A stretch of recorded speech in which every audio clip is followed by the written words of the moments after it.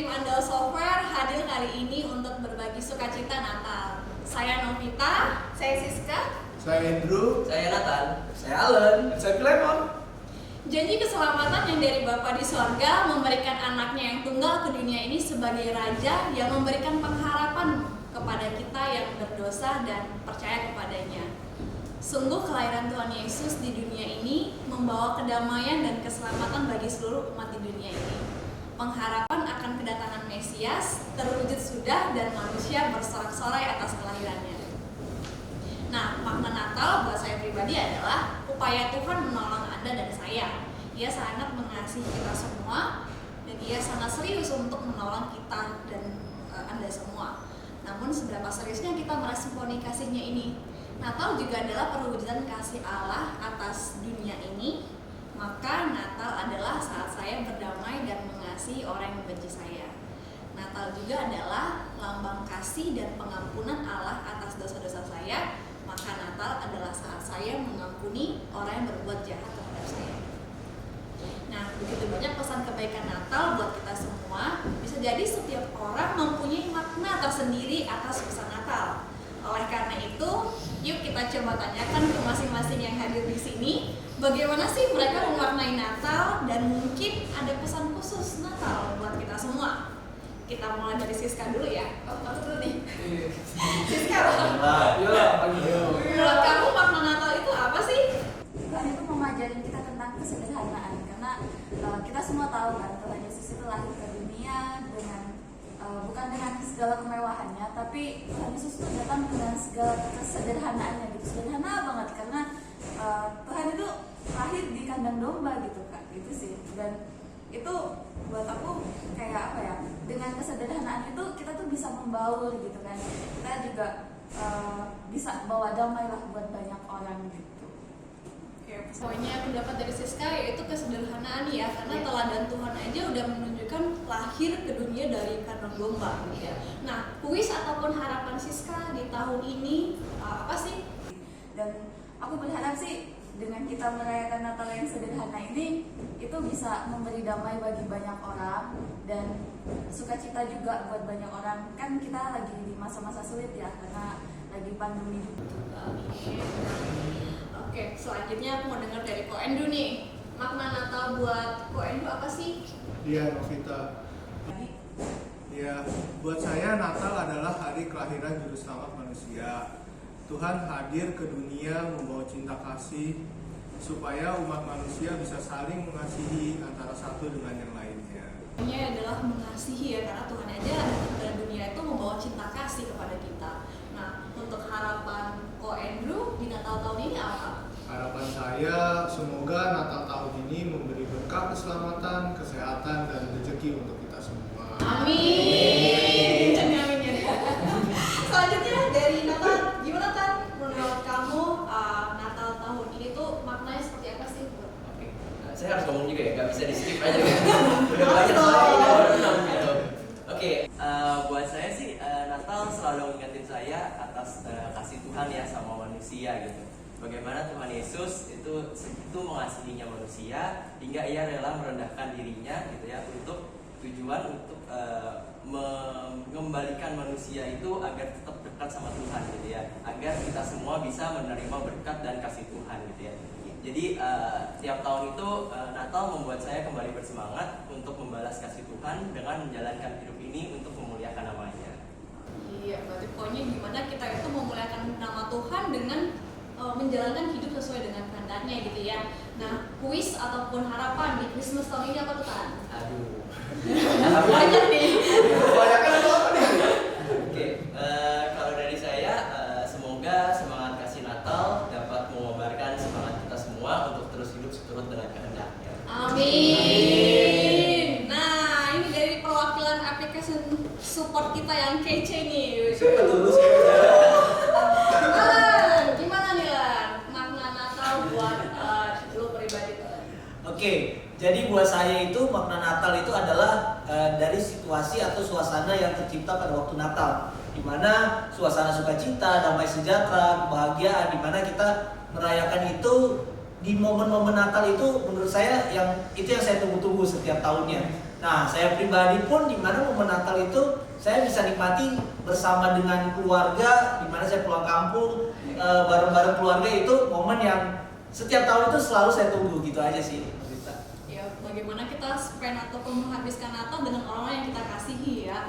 Nah, wishnya apa nih buat Natal tahun ini? Oke, nah wishnya nggak jauh-jauh dari yang tadi, jadinya dimana nggak hanya pada waktu Natal aja nih kita bisa menciptakan suasana yang damai sejahtera, sukacita, tapi setelah Natal pun sambil kita jalan tahun depan ya kita harus bisa menciptakan suasana Natal itu dalam kehidupan kita sehari-hari gitu. Amin. Oke, yang terakhir dari Filamon. Gimana nih Filamon makna Natal? Terakhir ya. Belum mau jadi yang terakhir. Oke. Enggak lah, dibikin pendek aja. Jadi menurut saya sendiri, makna Natal itu bukan sekedar hanya kelahiran Tuhan Yesus ke dunia, tapi juga kelahiran kita sebagai pribadi yang baru, di mana kita bisa bertumbuh, bisa berkembang dalam hal iman, dalam hal kepercayaan, dan dalam hal mempercayai Tuhan sebagai juru selamat kita. Nah, dengan lahir baru, dengan terbebas dari dosa, kita menjadi pribadi yang baru juga, sehingga segala sesuatunya harus dijalankan dengan baik dan benar sesuai dengan firman Tuhan. Itu makna Natal bagi saya. Wah, keren banget. Jadi poinnya adalah gimana kita tuh lahir baru ya di saat Natal ini. Nah, wishnya apa nih harapan tahun ini di Natal? Oke, wishnya karena kita juga lagi situasi pandemi corona seperti ini, saya wish untuk Natal tahun ini adalah kita semua bisa lahir baru dalam artian lahir baru dari pertumbuhan ekonomi, Amin. lahir baru dari segala macam apapun yang kita perbuat, dan lahir baru dari tindakan kita. Sehingga kita bisa melupakan masa lalu, melupakan corona, dan move on ke depan menuju hari yang lebih cerah. Amin. Oke, udah mendengarkan makna dan pesan Natal dari teman-teman nih. Saya mau ngajakin teman-teman semua untuk main games. Nah, games sama Natal ya. Nah, aku boleh tolong sama Alan untuk ngambilin fishball yang kita kan? Iya. Iya. Thank you, Lan. Oke. Nah, rulesnya adalah nanti dari teman-teman semua itu ambil satu kertas doang ya. Di dalam kertas itu nanti ada tulisan yang nantinya perlu teman-teman artikan. Dari setiap yang diambil itu diartiin ya gitu ya. Nah, untuk yang pertama mungkin dari Siska lagi. Siska lagi. Ladies first. Ladies first ya. Ambil satu. Ambil satu Jangan langsung liatin. baca. Undiannya apa ya, Bang? Gak ada kertasnya. Oh. Ada. Oke, aku mau ambil yang warna pink lah. Boleh tunjukin ke teman-teman. Warna pink. Apa tuh? Tulisannya adalah pengampuni. Tunjukin ke kamera. Wow. Ya kayak siapa bilang gitu kan? Pengampuni. Kelihatan gak sih? Nggak kelihatan. Ya udah, pokoknya ini intinya mengampuni ya. Ya, coba diartiin. Apa tuh mengampuni? Ya, mengampuni kalau buat aku sendiri tuh kayak apa ya? Lebih ke melepaskan beban ya kak. Beban buat orang yang salah sama kita gitu kan. Sama buat diri kita sendiri nih. Jadi misalnya nih, Kak Allen salah nih, punya salah sama Siska gitu. Pasti kan dia punya rasa bersalah kan. Dengan kita mengampuni dia kayak, yaudah Kak Allen, aku maafin Kak Allen gitu. Kak Allen kan akan terbebas tuh dari rasa bersalah. Dan aku sendiri sebagai orang yang disakitin itu juga yaudah lepas aja bebannya karena udah nggak merasa disakitin lagi gitu karena kan kita udah melepaskan. Dan menurut aku mengampuni itu nggak cuma sekali dua kali gitu kan, tapi kita tuh nggak ada batasannya untuk mengampuni orang gitu. Karena waktu itu Petrus pernah nanya sama Tuhan, Tuhan berapa kali sih aku harus mengampuni saudaraku yang berbuat dosa gitu kan. Terus Petrus tanya, apakah 7 kali? Tapi Tuhan bilang bukan 7, tapi 70 kali 7 kali gitu. Kan banyak banget kan gitu. Jadi pengampunan itu tuh nggak ada batasnya. Karena Tuhan juga mengampuni kita tanpa syarat gitu sih kak. Itu aja sih buat aku. Wah, bagus Tepuk banget ya. tangan. Yang disakitin sama yang menyakitin juga lempeng jadi Iya, ya. enggak gitu ya. Oke. Selanjutnya dari Koendo, boleh ambil satu, lalu tunjukin ke kita semua apa yang Iya. dapat. Ada kedekor. Kayak semuanya. Bisa dari bawah-bawah. Ding ding ding ding. Kayaknya nggak ada tempat Nah, lain. ada. Warna kuning aja nih, menarik. Wow. Yang cerah ya. Oke. Iya. kasih. Tunjukin dong, biar kayak Iya. Oke, apa itu kasih interpretasinya?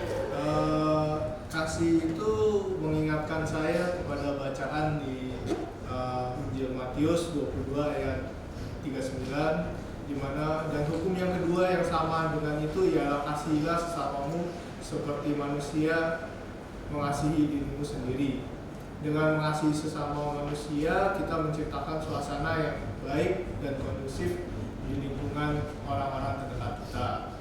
Saya teringat pengalaman saya di masa lalu, di mana saya selalu terapkan hingga saat ini. Saya selalu memberikan sesuatu yang baik sebisa saya ke orang-orang yang ada di sekeliling saya, mulai dari keluarga, teman, tetangga, dan hansip.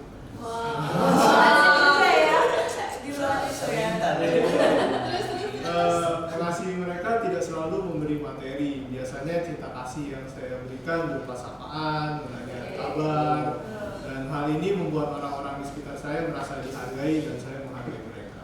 Oke, luar biasa. Thank you, lanjut. Selanjutnya dipas ke Nathan. Ada satu ya, Tan. Dan dua. Jadi kan ada hijau.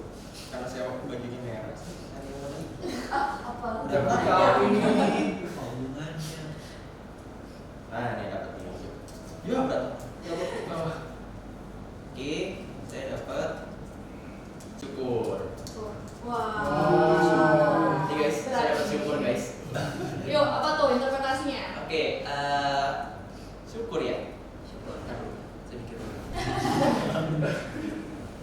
Oke, jadi pas dapat syukur sih sebenarnya saya keinget satu ayat ya gitu. Kebetulan banget kemarin bisa berbaca gitu ya. Oke, bacaannya itu diambil dari 1 Tesalonika 5 ayat 18 gitu ya. Mengucap syukurlah dalam segala hal, sebab itulah yang dikehendaki Allah di dalam Kristus Yesus bagi kamu gitu ya. Nah, mungkin kalau dari saya, dengan bersyukur itu kita nggak bisa mengubah realita yang telah terjadi gitu ya. Tapi dengan bersyukur itu kita bisa mengubah cara pandang kita gitu terhadap suatu realita yang terjadi gitu ya. Nah, untuk di tahun 2020 ini mungkin bisa menjadi tahun yang sangat tepat gitu ya untuk bersyukur gitu. Kita bersyukur kita masih punya kerjaan gitu ya. Kita bersyukur atas rezeki yang Tuhan kasih kepada kita, atas peluang-peluang baru mungkin yang Tuhan juga kasih ke kita gitu. Dan yang paling sederhana itu adalah kita bersyukur gitu ya, Tuhan masih memberikan kesehatan buat kita gitu ya. Itu sih dari saya. Oke, thank you Nathan. Selanjutnya boleh tolong Mas ke Allen. Ambil satu. Kenapa? Dan Bisa ya kalau semangat ya. Semangat Natal dulu.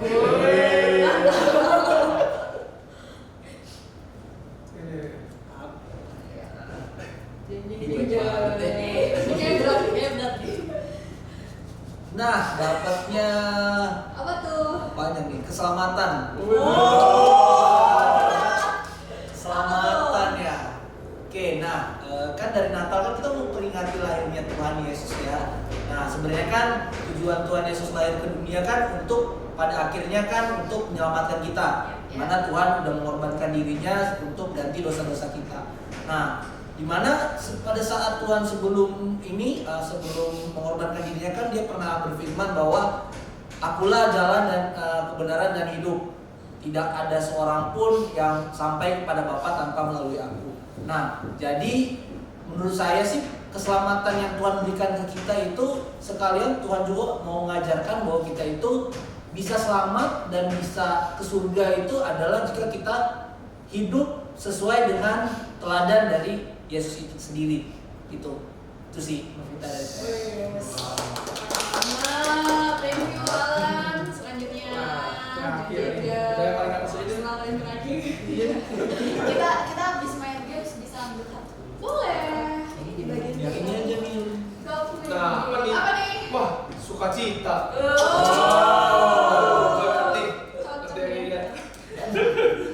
Kalau menurut saya sih sukacita itu sebenarnya seperti dalam buah roh. Di buah roh kan kita diajarkan untuk bersukacita. Nah, dan sukacita itu sebenarnya kita harus memancarkannya kepada orang lain. Dari diri kita dulu. Dimana kalau dengan diri kita bersukacita, maka orang sekeliling kita tanpa sadar juga akan terpengaruh untuk bersukacita. Nah, di tengah pandemi corona seperti ini, kita sudah sepantasnya harus bersukacita karena kita masih sehat, masih diberikan keselamatan, masih diberikan damai, dan masih diberikan pekerjaan. Jadi kita harus bersukacita dalam segala situasi. Nah, dari sukacita itu nanti bisa memberikan dampak juga buat orang lain dan juga bisa buat diri kita sendiri. Dimana kalau misalnya kita cuma stres atau banyak pikiran, gak ada hasilnya juga, lebih baik kita bersukacita. Benar banget ya, kalau kita bersukacita tuh menular ya teman-teman. Oke, untuk games kita kali ini udah, thank you. Mau lagi next time ya. Oke, thank you banget nih teman-teman untuk sharingnya. Banyak hal yang mengajarkan saya untuk jadi pribadi yang lebih baik lagi. Sharingnya juga mantap-mantap.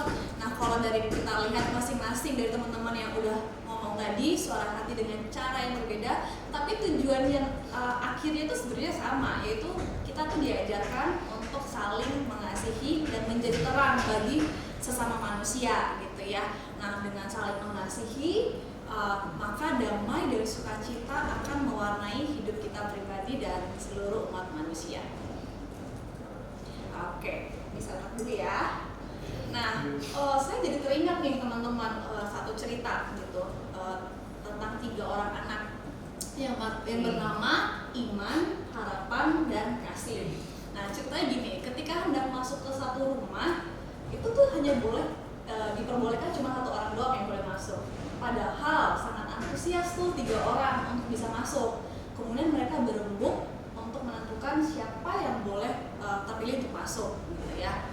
Nah, selanjutnya setelah keputusan diambil, mereka tutup lagi tuh pintu, tok gitu ya. Dan ketika si penjaga bertanya, siapa nih yang terpilih masuk? Terus si Kasih tuh menjawab gitu ya, saya yang akan masuk. Kemudian si penjaga mempersilahkan si Kasih masuk, tetapi Iman dan Pengharapan ikut tuh dari belakang gitu. Terus si penjaga bertanya kenapa 2 orang ini ikut masuk? Terus si Kasih menjawab gitu ya, dengan lantang dia bilang, dalam kasih selalu ada iman dan harapan. Akhirnya kasih, iman, dan harapan bisa masuk ke dalam rumah itu. Nah, ketiga serangkaian ini tidak akan terpisahkan teman-teman. Dan kasih adalah hal yang paling terbesar.